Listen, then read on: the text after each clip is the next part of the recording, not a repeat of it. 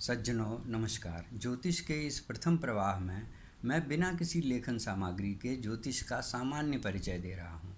ज्योतिष हमारे संचित कर्मों को समय के माध्यम से ग्रहों, नक्षत्रों इत्यादि द्वारा प्रकट करने की एक विधा है। यह कहना अनुचित न होगा कि ज्योतिष समय की सार्वभौमिकता तथा मानव जीवन में उसकी महत्ता को बताता है। इस महत्ता को हमारे ऋषि मुनियों ने, प्राचीन मनीषियों ने बड़ी गंभीरता से अनुभव किया। उन्होंने समय की छोटी से छोटी इकाई, जिसका नाम उन्होंने त्रुटि रखा, से लेकर युग, महायुग तथा ब्रह्मा की आयु तक समय की गणना की। अब इस समय, इस प्रवाह में हम इस समय के विषय में न कह के अपने मूल विषय में आते हैं और हम ज्योतिष की अपने प्रवाहों में ज्योतिष की फलित शाखा का ही विवेचन करेंगे। अगर हम आकाश में पूर्व से पश्चिम की ओर देखें तो हमें तारों की एक माला सी दिखाई देती है। तारों के इन समुदाय को नक्षत्र कहते हैं। पूरी माला को 27 भागों में बांटा गया है और इनके नाम अश्विनी, भरुणी, कृतिका, रोहिणी, मृगशिरा, आद्रा इत्यादि नामों से इनका नामकरण किया गया है। प्रत्येक नक्षत्र के 4 चरण हैं।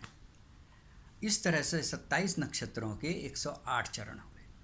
नक्षत्रों द्वारा हमारी हिंदू माँ हैं, उनका नामकरण भी इन नक्षत्रों के द्वारा ही किया गया है। यथा जिस माह की पूर्णिमा को चित्रा नक्षत्र हुआ तो वो माह चैत्र का कहलाया। जिस माह की पूर्णिमा को विशाखा नक्षत्र हुआ तो वो माह बैसाख कहलाया। जिस माह की पूर्णिमा को ज्येष्ठा नक्षत्र पड़ा वो माह ज्येष्ठ का कहलाया।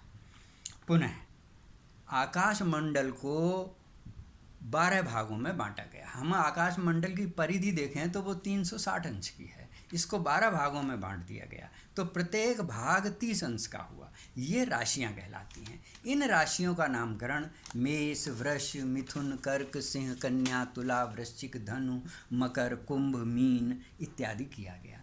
इनके नंबर हैं: नंबर 1 मेष, नंबर 2 वृष, नंबर 3 मिथुन, नंबर 4 कर्क। इसी तरह से ये आगे बढ़ते हैं।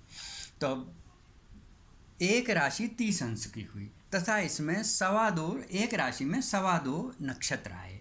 इन नक्षत्रों को और राशियों की व्यवस्था को ही जन्म कुंडली या जन्म पत्र कहते हैं। प्रत्येक जन्म कुंडली में 12 खाने होते हैं और उस समय की स्थिति के अनुसार उसमें 9 ग्रहों को रखा जाता है। हमारे प्राचीन मनीषियों ने 7 ग्रहों की ही परिकल्पना की थी। सूर्य, चंद्रमा, मंगल, बुध, बृहस्पति, शुक्र, शनि और 2 छाया ग्रह उन्होंने राहु और केतु रखे।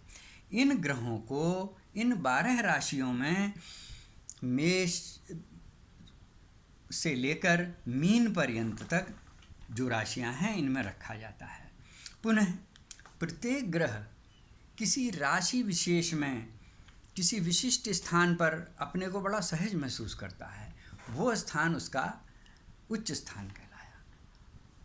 कुछ ग्रह किसी विशेष राशियों में अपने को बड़ा असहज महसूस करते हैं, वो उनका नीच स्थान कहलाया। कुछ में वो न सहज महसूस करते हैं न असहज महसूस करते हैं, वो उनके सम स्थान कहलाए। पुनः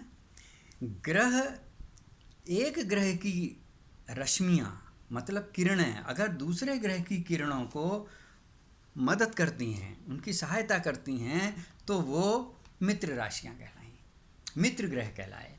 जिन ग्रहों की किरणें एक दूसरे का विरोध करती हैं वो शत्रु ग्रह कहलाए। और कुछ ग्रह आपस में समभाव रखते हैं, वो उनका न विरोध करते हैं न उनके प्रति मित्रता शो करते हैं, वो समभाव कहलाते हैं। अब राशि और इनसे संबंधित बातों की चर्चा मैं अगले प्रवाह में करूँगा। आज के लिए बस इतना ही।